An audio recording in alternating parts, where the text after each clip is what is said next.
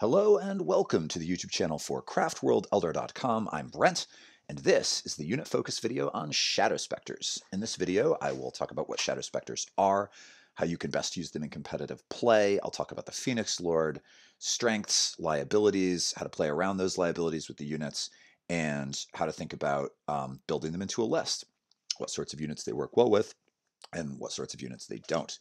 But before I begin, a quick shout out to my Patreons. Thank you not only for your financial support, but also for your enthusiasm. It buoys me. And in this particular case, I also have to thank my Patreons for saving me from embarrassing myself. The first version of this video, they enjoy early access to videos, and the first version of this video contained an error, and one of my Patreons caught it. And so I had an opportunity to revise. I really appreciate it. If you're interested in becoming a Patreon to support the channel and also fact check me, apparently, there's a link in the video description above.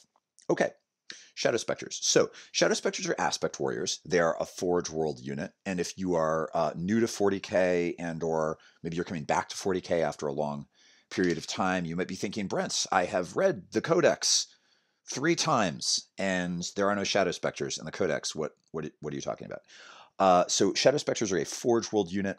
For those who don't know, Forge World is a subsidiary of Games Workshop.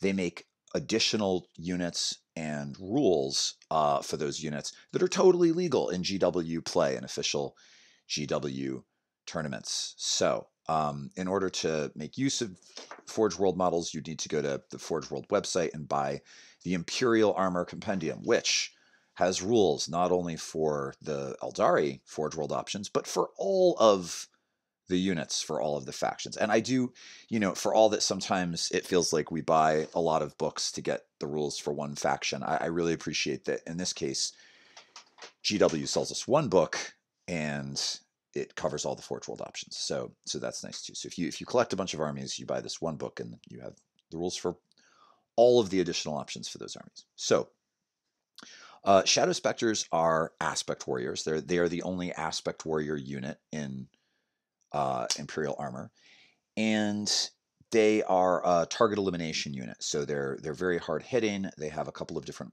weapon profiles.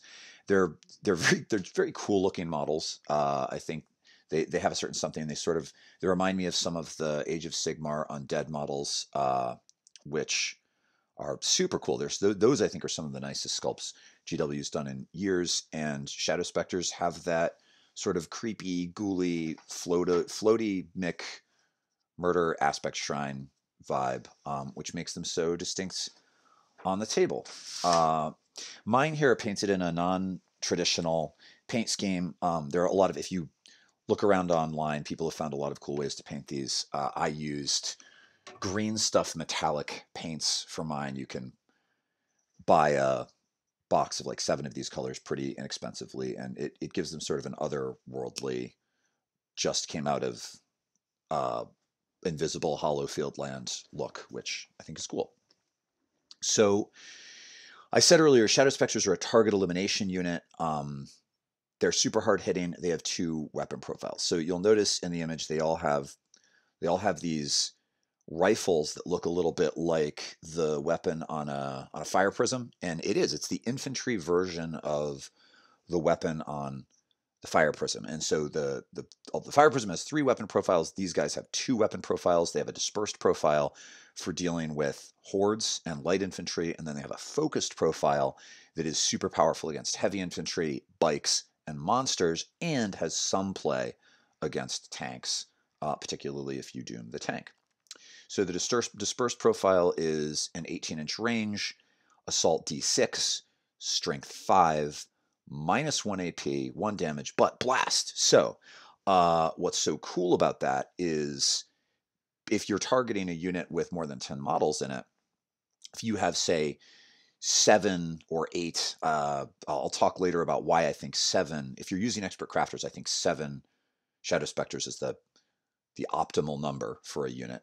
And I also think you probably only want 1 unit of these guys in your army, and I'll talk about why that is later too. But if you're targeting a unit with more than 10 models in it, having an infantry weapon that's assault D6 and blast is crazy powerful, because then all 7 of those Shadow Spectres are rolling 6s.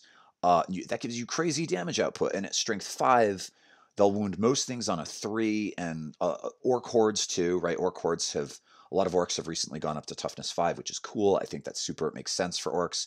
It gives you play against orc hordes. It's super good against devil gaunts, are really good right now.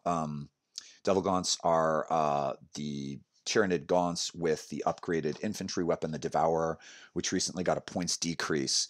And then because of the new Tyranid's supplement, the Warzone supplement, a Tyranid player can super buff a unit of 30 pretty affordable Devil gaunts to just wreak havoc. And so Shadow Spectres are an excellent answer to that sort of thing.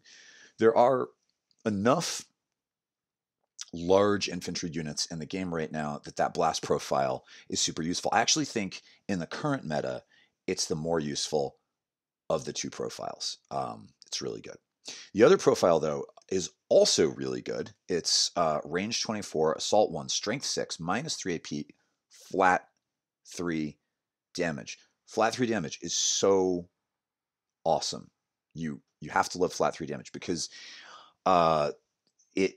it insta kills these sort of super scary 3 wound heavy infantry bikes when they fail a save, and it can also insta kill stuff that, although it has 2 wounds, has a damage reduction, like Death Guard, right? So Death Guard aren't at the top of the meta. They were the way they were a few months ago, but there still may be a lot of Death Guard in your local meta. A lot of people bought in when it was a thing, and being able to sort of ignore that -1 damage for flat for infantry with 2 wounds, you don't ignore it, but you overcome it, is also super valuable. At strength 6, there are a lot of T6 monsters in the game, with the -3 AP and the flat 3 damage.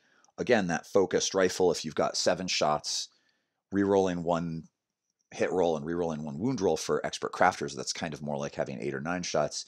That can cripple or wipe out a squad of pretty dangerous, pretty expensive heavy infantry. They're also good for clearing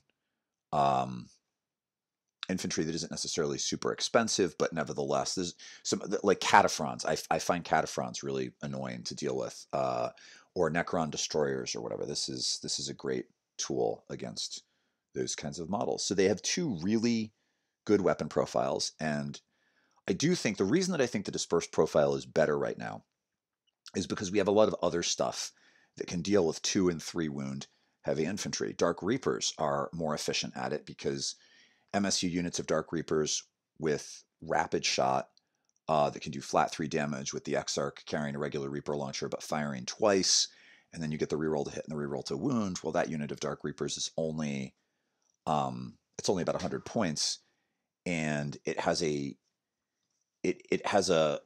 pretty substantially similar target elimination potential for that type of enemy as a unit of Shadow Spectres that's twice as expensive. The disadvantage, of course, being Dark Reapers have to operate from your own back line. That also has advantages that come with it. Shadow Spectres are going to be more in the thick of things, and I'll talk about how that works in a little bit. But we also, Shining Spears, I think I just said that. Shining Spears, with both their shooting and their melee profile, they're good at eliminating 2 wound enemies. Night Spinners can fill that role. I recently did a video on Night Spinners. And although we do have answers to hordes also, but just the efficiency of that volume of fire for the points, the number of shots that you can put out at pretty good strength and pretty good AP with that blast profile makes them really good against those large units of infantry. And then they also have really good play against heavy infantry too. And yes, we have other options for dealing with heavy infantry, but it's a good weapon profile. It's pretty effective. So Shadow Spectres, they're a target elimination unit. That's their thing. And what makes them different from something like Reapers is that they're not a backline heavy support unit. They're an elite unit that can come in out of deep, has a CP free deep strike. So they start out in spooky invisibility, and then they CP free deep strike potentially on turn 2 or turn 3, and they're in position to do some real damage. So even though they have that dispersed profile that's only got an 18-inch range, it's fine because you're bringing them in more or less wherever you want. They also have a 12-inch move. They're fast. right? And their weapon is an assault weapon, so you can advance with them and still unload on things. They're super quick. And unlike our other CP-free deep strike options, I'm thinking striking scorpions, uh, less so than warp spiders and swooping hawks, and I guess also rangers. Shadow Spectres, unlike all four of those other CP-free deep strike infantry, they're really good at killing things, right? Like, don't get me wrong, guys. I love striking scorpions, but currently, that is a utility pick, and it is a marginal to score secondary objectives like retrieve Octarius data, behind enemy lines, engage on all fronts, and they're a more marginal pick than either spiders or hawks because they don't have the mobility. Hawks can jump around in your opponent's back quadrants, helping you score engage on all fronts or performing retrieve Octarius. Spiders are even better because with the Web of Deceit Exarch power, they can do it in one place and then bam, bam, anywhere else on the board, and the next turn do Octarius data again.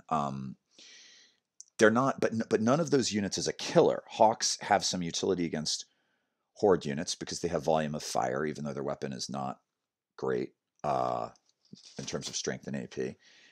But Shadow Spectres are real killers. So they have the CP-free deep strike, and they have this tremendous target elimination potential. And what's therefore cool about them is that not only does that speed and CP-free deep strike give them mobility in terms of your ability to eliminate a hard-to-reach target, an enemy backline objective holder, or an enemy heavy support unit like a squad of Eradicators that's peeking its head out of something.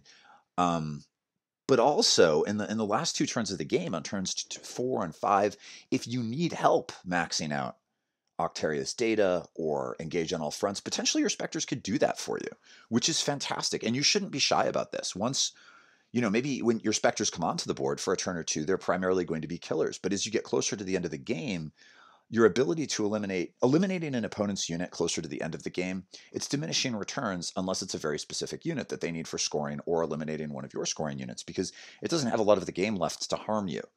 So increasingly, as you get towards the end of the game, it makes sense to think about maybe your Shadow Spectres do spend a turn 5 or something, just doing retrieve Octarius data and maxing that out. And so, although they serve their primary role is to serve as a target elimination unit, they have a lot of play in the secondary role also as a scoring unit. So Shadow Spectres, they're good. They have a lot of play. Now there are some drawbacks and there are some obstacles to using them well. The first drawback I will mention is that their Exarch is fake. They don't have an Exarch. They pretend to have an Exarch. There is an Exarch model that you can buy from Forge World, that if you look in the Imperial Armor book, sure enough, a squad of Shadow Spectres is 5 to 10 Shadow Spectres and 0 to 1 Shadow Spectre Exarchs. But unlike every other Exarch in the game, the Shadow Spectre Exarch does not have any option to take a weapon different from the weapon that the squad has by default, which is, it's a good weapon, so okay. But the Exarch also doesn't have an Exarch power. So every other Exarch in the game has an Exarch power. And maybe you haven't noticed that when you read the rules for Dire Avengers or whatever, one of their special rules is something that's only in play if the Exarch is on the table. That's the Exarch ability. So Dire Avenger Exarch, for example, has Battle Fortune. He has a 4-up invulnerable save. So if you assign incoming fire to the Exarch, essentially the whole squad has that until the Exarch is killed. Shadow Spectres have nothing. They have nothing. The Exarch is just a Shadow Spectre with an extra wound and an extra attack. So there are a couple of possible explanations for this. One is that it's a mistake. That when Imperial Armor was printed, like maybe when the book was planned, there was actually a separate data card for the Shadow Spectre Exarch, and then when the editors were putting it together, in the codex, the Exarchs don't get separate data cards, and in the chunk of text with his ability or her ability or whatever just never made the transition over to the other card. Stuff like that happens, right? It's possible. The other possibility is that it's not a mistake, that maybe they were planning to FAQ the Exarch when the Codex dropped, and maybe they thought that the Codex was going to drop much sooner. I don't know, maybe the Craftworld's Codex will contain a whole bunch of like default Exarch powers that any Exarch can choose to make them more customizable. So instead of currently in Phoenix Rising, every single Exarch has the option to either switch the default Exarch power for one of like 6 others, or you can spend a CP and they can get one of those other Exarch powers in addition to their default one. I don't know, maybe the 9th edition Codex has a single chart that any Exarch can use, and they figured the Shadow Spectre Exarch would do that. I don't know.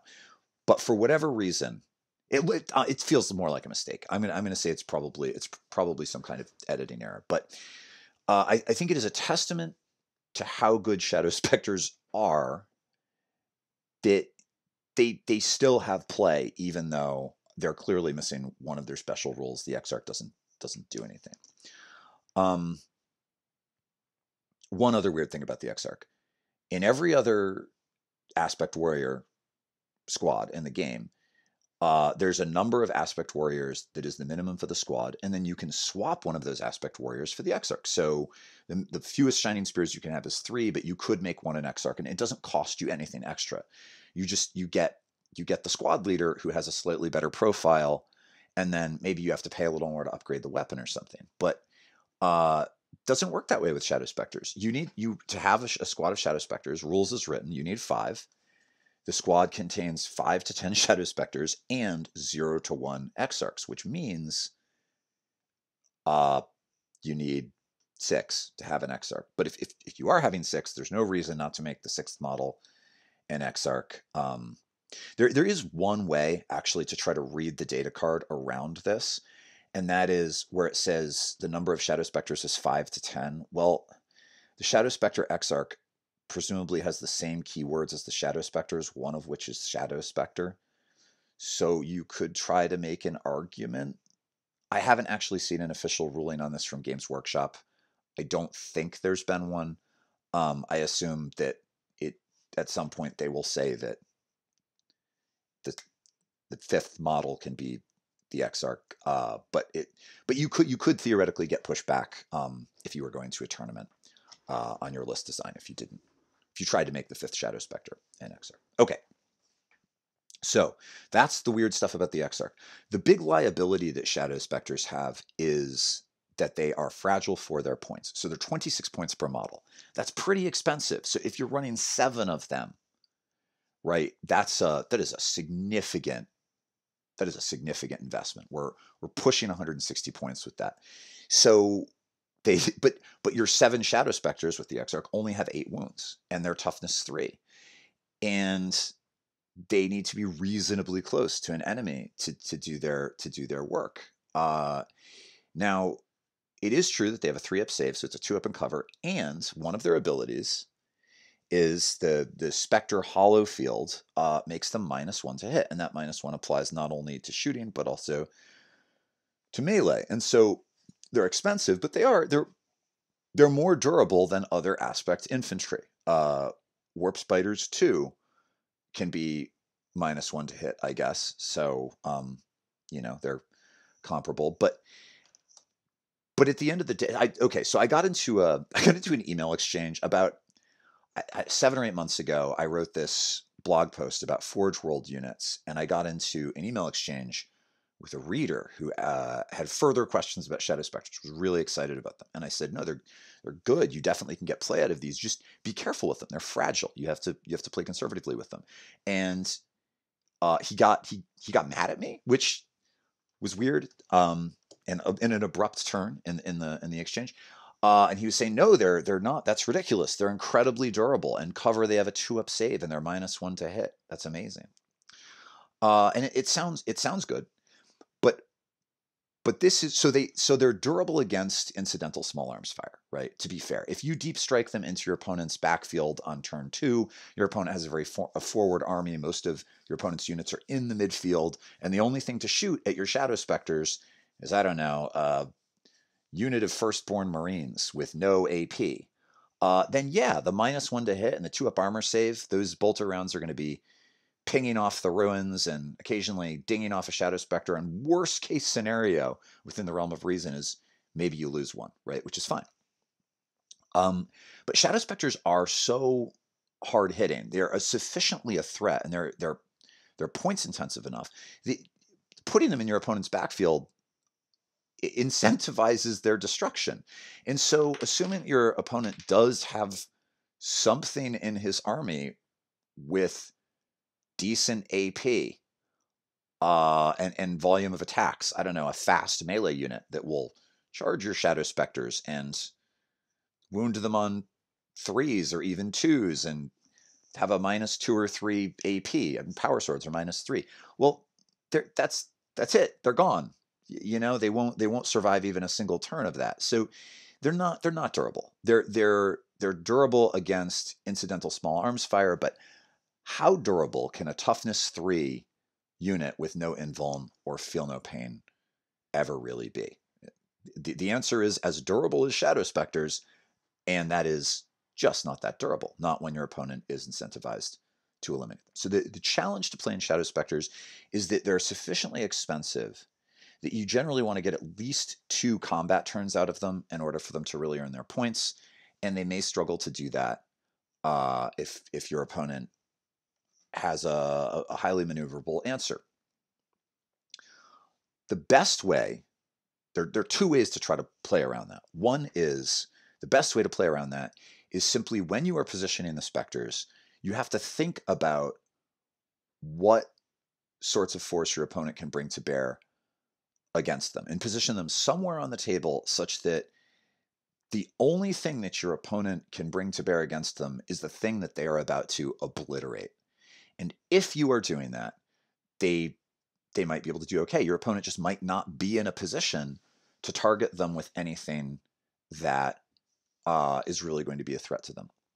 The other thing that can work, and this is pretty advanced. This is a pretty advanced strategy, and it's going to be harder for new players.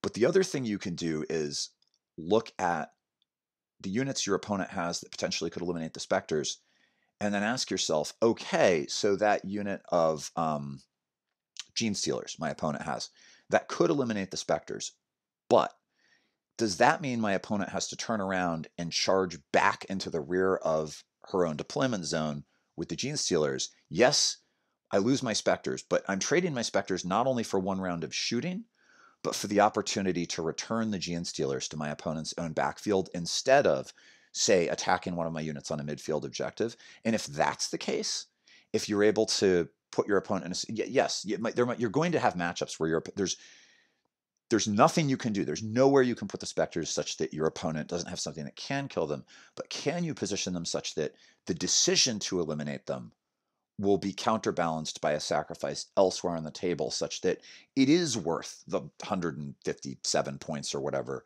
you're losing for both 1 round of potent shooting and taking that enemy unit out of the game for a couple of 1 turn to run back, and then maybe it takes a couple turns to get back to the midfield or whatever, and so you're managing your opponent's resources in a different way. That kind of play, once you get the hang of that, of manipulating your opponent in that way, I think that's a big moment for Craftworld's players, because you do, I think, need to be able to manipulate your opponent's movement as a Craftworld's player. A great way to practice that, by the way, if you play 500-point games, is to use behind enemy lines, because your opponent has so few units on the table, and practice like putting a single unit of Rangers in your opponent's backfield. Yes, your opponent can run them down and kill them, but now they've yielded the midfield, and they don't have a lot of other units. Small point value play is a great way to develop new skills, and that really will work with them, but it's hard. Your other option with the Shadow Spectres is not to deep strike them, and they're against opponents who have a lot of models on the table and who are playing a very forward army, like a Horde Orc list, or maybe certain sorts of Tyrannid lists. You might really not need to deep strike them at all. Maybe they do just deploy with everybody else and pop out of cover, target something in the midfield, and then fire and fade back behind line of sight, blocking, cover. I had a tournament game. The last few months, like the last 3 or 4 months, I haven't really been running my Specters a great deal. But about 6 months ago, 6 to 9 months ago, I was running them a lot. And I ran them in a couple of small tournaments.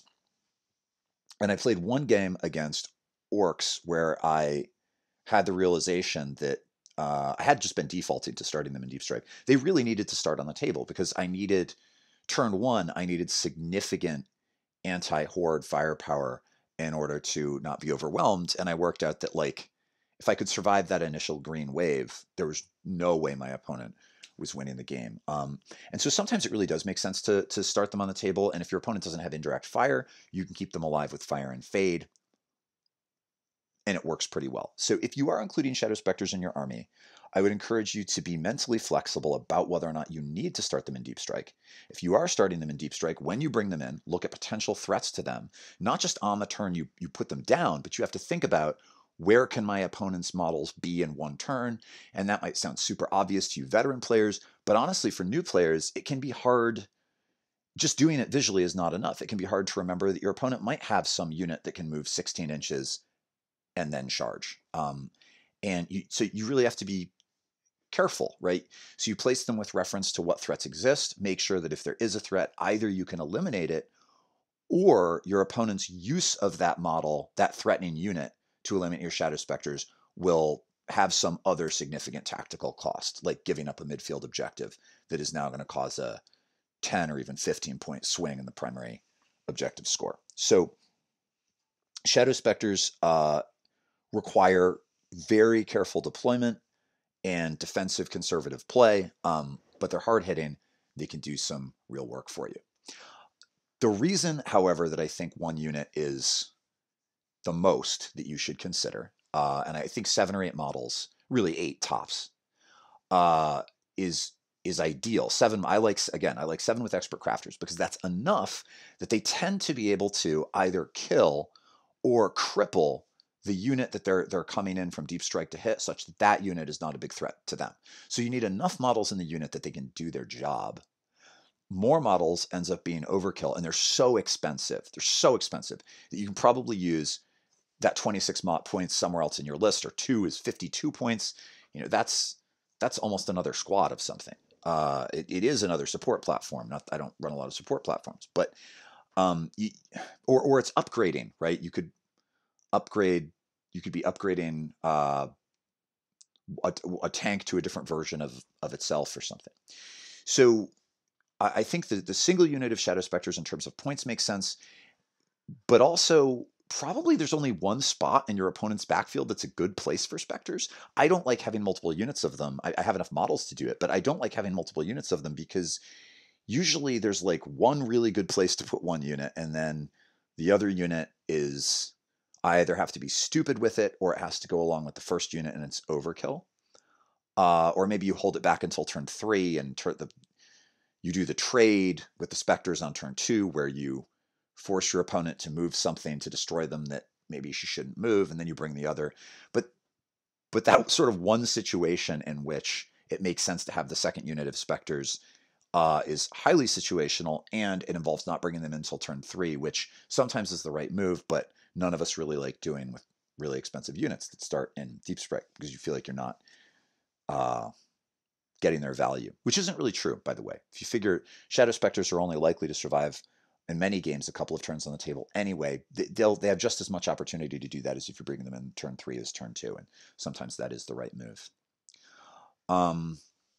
So the other reason is that if you are using that fire and fade thing, if you are starting them on the table, they can't do it out of Deep Strike, but if you're starting them on the table, you can only fire and fade with one unit of them. And so having 2 that start in your deployment zone requires you to leave 1 exposed. So 1 unit of Shadow Spectres, I think 7 is best. 6 is good.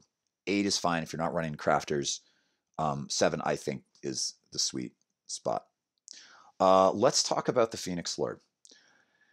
So in the first time I shot this video, before I did the edit, I was too scared to pronounce his name, because the pronunciation of lots of the names in 40K. I hear different black novel readers. I hear, honestly, even in interviews with like game designers, they pronounce some of the stresses are on different syllables. But I'm gonna roll the dice here, and I'm gonna say Irillyth. He's cool. He's spooky. Floaty McMurderface. He's okay. He's not great.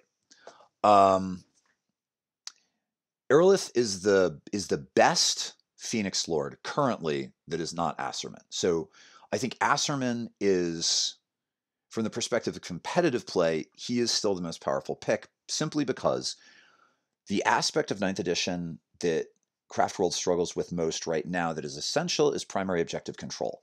And because Asserman gives a nearby unit of Dire, or all nearby units of Dire Avengers, a 4-up invuln that you can then get to a 3-up with Protect, that you can then further enhance with Fortune, and then make extra deadly with Avenging Strike when they only lose 1 or 2 models.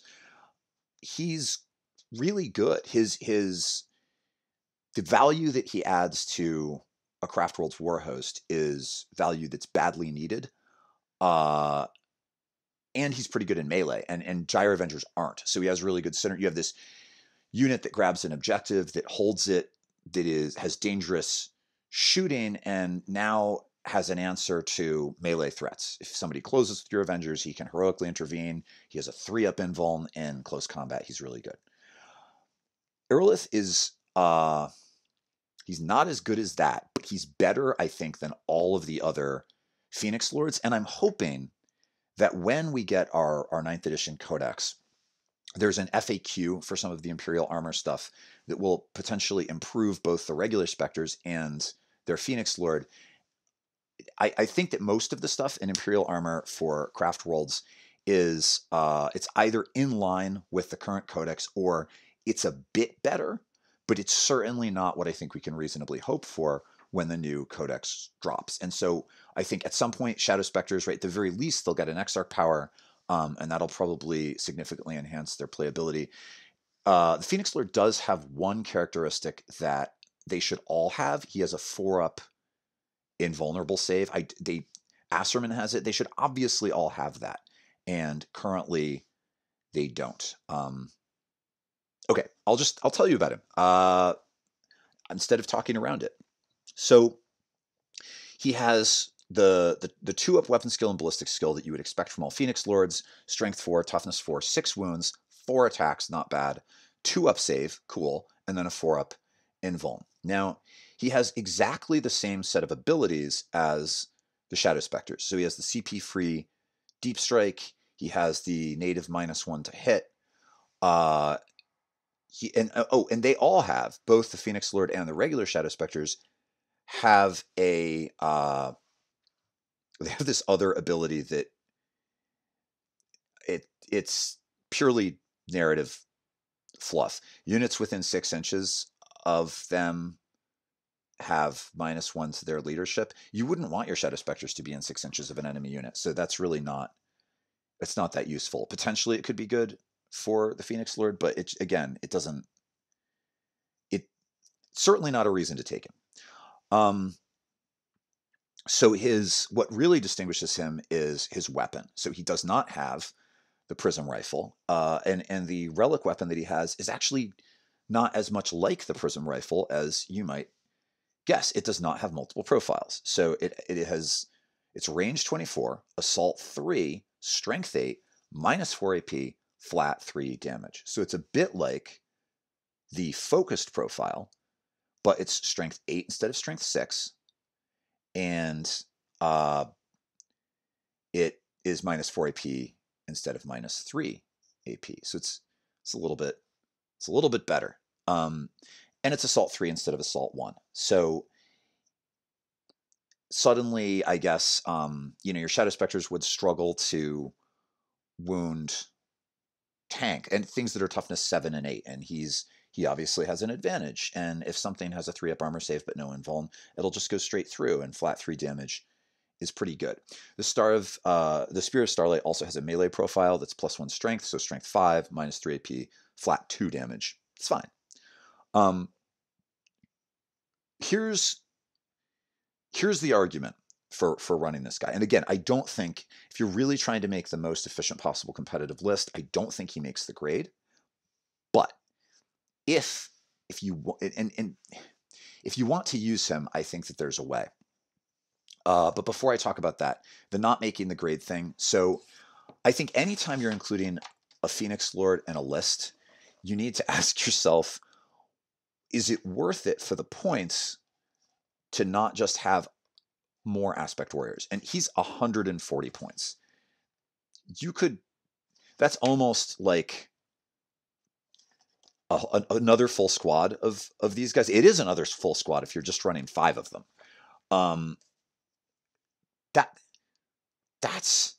That's a lot, right? Like, why wouldn't I just have more Shadow Spectres? Now, the only thing that he does for a nearby unit of Shadow Spectres is he gives them -1, or I'm sorry, he lets them reroll 1s to hit, which other Phoenix Lords do for their Mogan Ra does that for Dark Reapers. That's cool, but Autarchs do that also. And you could take an Autarch with Swooping Hawk Wings for 80 points and deep strike it with some Shadow Spectres and get the same benefit. Why are you paying another 60 points for Irillyth? Well, if it's so he can shoot 3 times, 60 points, that's too much. 20 points per shot is too much. So what does he do for you? Well, there are 2 things. There are 2 functions he could theoretically perform as a companion to some Shadow Spectres. I don't think it would really make sense to just take him on his own. You have other better character options for that number of points. If you are running, say, 7 Shadow Spectres and the Phoenix Lord, suddenly not only do you have another 3 shots that are a little bit better, but that could be a really powerful character assassination package. So imagine that your opponent has an important rear or backline character insulated either by a unit of like 20 infantry or maybe 10 heavier infantry. Well, in theory, well, 10 heavier infantry, I say it, but it would have to be like 5 to 7 heavier infantry in order for this to work. But in theory, you could deep strike the Phoenix Lord and the Shadow Spectres, and the Shadow Spectres would eliminate the escort unit, and the Phoenix Lord could target the character. Now, keep in mind that you don't actually have to kill the entire escorting unit, because the way Lookout Sir works, there have to be at least 3 models in the unit, and one of those models has to be closer to the unit targeting the character than the character is. So, if there were 8 heavy infantry with a Space Marine captain or something, you would only need to kill 6 of them to then be able to target the captain with the Phoenix Lord. And he could then also attempt a charge to try to finish off the target. Now, that's not fabulous. As I said, there will be all sorts of escort units that your opponent could have that the Shadow Spectres would not be sufficient to take out. Also, it's your opponent could screen you out of that move. A very skilled opponent, somebody who doesn't make a lot of play errors, will see that you can do this and will not put you in a position where all you have to do is put down your creepy elf ghouls 9 inches away from an essential invulnerable character, wipe out the escort, and then kill the character. They just won't let you do it. But even in a situation like that, the ability to force your opponent to not deploy optimally towards some other goal. So now I have to hold back infantry units to screen my backfield more, which maybe makes it harder to take midfield objectives or whatever. Your ability to limit what your opponent can do in order to block you from doing something else is still valuable. And then they just teleport in somewhere else and kill something else that needs to die. And so even though you didn't get to assassinate the character, you still affected your opponent's ability to play the game effectively and still did a cool thing. Is that really worth 300 points of your list? I don't know. Maybe not. But I think if you're really keen to use the Phoenix Lord in a competitive list, I think that's probably the best way to do it. The other thing he does for Shadow Spectres is he provides a melee deterrent. So I think the thing that Shadow Spectres are most vulnerable to in terms of being eliminated is fast, hard-hitting melee units with high volume of attacks, and he can heroically intervene. Now, he's not going to overcome... He's only got 4 attacks, which is why, if he had 7 attacks, he would be... Suddenly, this would all look very different. But 4 attacks is enough if your opponent wants to attack your Shadow Spectres with something that's pretty expensive, and it is sort of like a low model count biker unit or melee specialist unit like Incubi or something. He's dangerous enough that potentially you're going to cost your opponent that unit. He provides a melee deterrent, and that's helpful. It's good. Is it enough? Probably not, but pretty cool nevertheless. Okay, so that's what I've got. I think hopefully, if you are interested in including Shadow Spectres in your collection, this gives you some options. If you're buying them from Forge World currently, as I mentioned, there's the Exarch model. You can buy it, but there's no reason to. I would buy 2 boxes of Shadow Spectres and just paint one of their helmets a different color and call that one the Exarch, and figure you're done. All right, guys, that's it. If you liked this video, I hope you will consider clicking like. If you have not already subscribed to my channel, please consider subscribing to the channel. And if you have your own ideas about how to use Shadow Spectres, consider leaving a comment in the comments below. And I will be back again soon with something new. Thanks, everybody. Take care.